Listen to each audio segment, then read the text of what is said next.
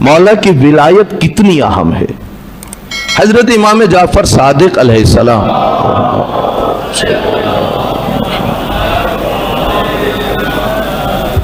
میرے مولا نے ارشاد فرمایا، کہا جب پروردگار عالم نے میدان غدیر میں حکم دیا میرا نبی اپنے بھائی علی اور ان کے 11 بیٹوں کی امامت اور ولایت کا اعلان کرو.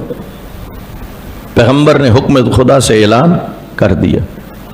اب یہاں پر امام فرما رہے ہیں، کہہ رہے ہیں کہ جب اللہ نے کہا تھا نا آدم کو سجدہ کرو، اور ابلیس نے انکار کر دیا اور تکبر کیا، ابا واستکبر.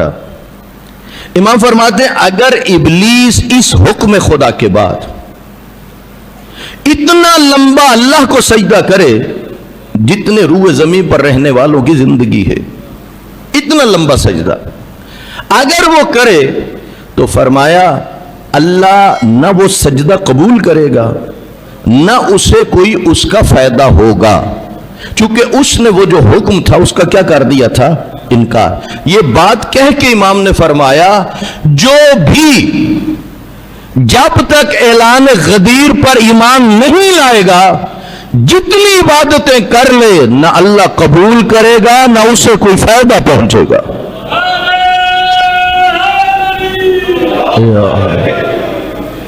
توجہ فرما رہے یا نہیں؟ ہمارا ایمان ہے اس بات پر.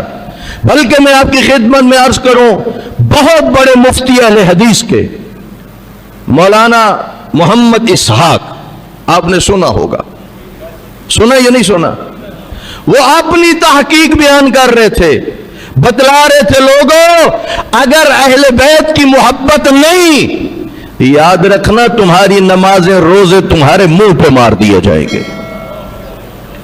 ہمارا ایمان ہے اس بات پر توجہ چاہتا ہوں، لا الہ الا اللہ پر ایمان رکھنے والا، محمد رسول اللہ پر ایمان رکھنے والا، تمام تر اعمال خیر انجام دینے والا، اگر اس نے علی ولی اللہ پر ایمان نہ رکھا، علی کے بیٹوں کی امامت اور ولایت پر ایمان نہ رکھا، تو ہمارے پاس مسلمہ آیات و حدیث ہے، ہماری تحقیق ہے، جو شخص مولا علی کی ولایت کا منکر ہے اللہ اس سے نہ عقیدہ توحید قبول کرے گا نہ عقیدہ نبوت قبول کرے گا نہ اس کا کوئی عمل قبول کرے گا.